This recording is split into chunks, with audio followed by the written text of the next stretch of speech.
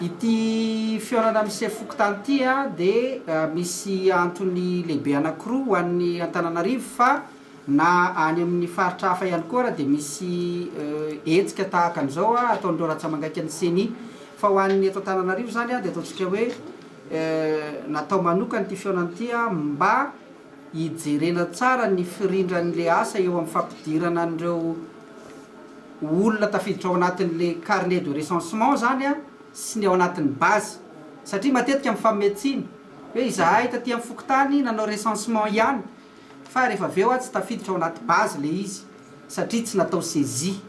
dia iny zany ny tena nijerena manokana amin'izao fiaonana amin'ny lehibe ny fokontany izao. Dia ny faharoa koa fanomezana toro-marika an zareo hoe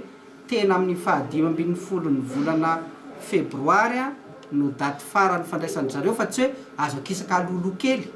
satria indraindray mantsy zareo le 15 febroary ataony hoe fanaterana an'le izy aty amin'ny CED tsy zay ny voalazan'ny lalàna fa ny voalazan'ny lalàna dia hoe hatramin'ny 15 ny volana febroary dia mbola mandray foana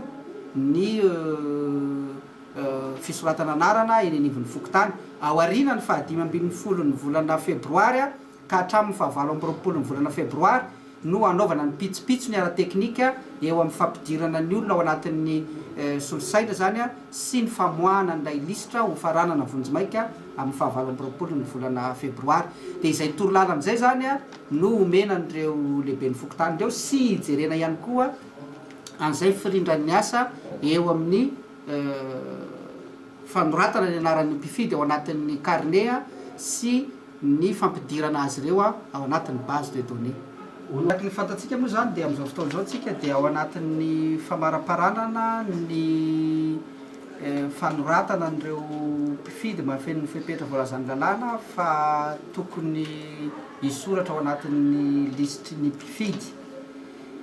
Tsapa ihany fa nisy fahalainana raha miohatra amin'ireo telo taona nanaovana ny faravaozana ny listy ny mpifidy hatramin'ny nitsangana nyity CENI ity tamin'ity taona 2024 ity. Izay indrindra nahatonga ny CENI nanao paikady vaovao zany mba ahafahana manetsika sy manentana ny olom-pirenena rehetra mba hisoratra anarana eny anivon'ny fokontany ao anatin'ny listy ny mpifidy. Zavatra lehibe loatra mantsy ho fisoratana anarana io satria miankina amin'ny fisoratana anarana no fizakana ny zo hifidy rehefa avy eo ary ity lisy mpifidianana zay karakaraintsika ity no anaovantsika ny fifidianana solombavam-bahoaka amin'ny 17 ny volana May. Io ihany koa no anaovana ny fifidianana ben'ny tanàna ho ataontsika any amin'ny tapany faharoa amin'ity taona enimbolana faharoa amin'ity taona 2024 ity. Io zany zany dia mbola manentana foana ny CENI hoe tongava eny anivon'ny fokontany isika olom-pirenena rehetra mba hanamarina ny anarantsika raha tsy ao anatin'izany listy zany dia mbola manana fotoantsika parapatonga ny 15 ny volana febroary andraisana ny anarantsika eny anivon'izany fokontany izany. Aorianan'io dia hiezaka indray ny CENI amerina n'izany listy zany aoriana ny 29 ny volana febroary eny anivon'ny fokontany. Izay olona rehetra mbola tsy voasoratra indray zany ao anatin'io listra averina eny anivon'ny fokontany io dia manao fitarainana nataontsika hoe réclamation mba ahafahana manoratra ny anaran'izy ireo ao anatin'ny listra ary manana 20 andro izy ireo aorianan'ny fahatongavan'ny listra eny anivon'ny fokontany anaovana an'izay fitarainana izay. Io ny dingana farany ataontsika hoe zany hoe io no fanomezana fotoana farany ho an'ny mpifidy ahafahan'izy ireo misoratra anarana. Ny tanjontsika dia ny hoe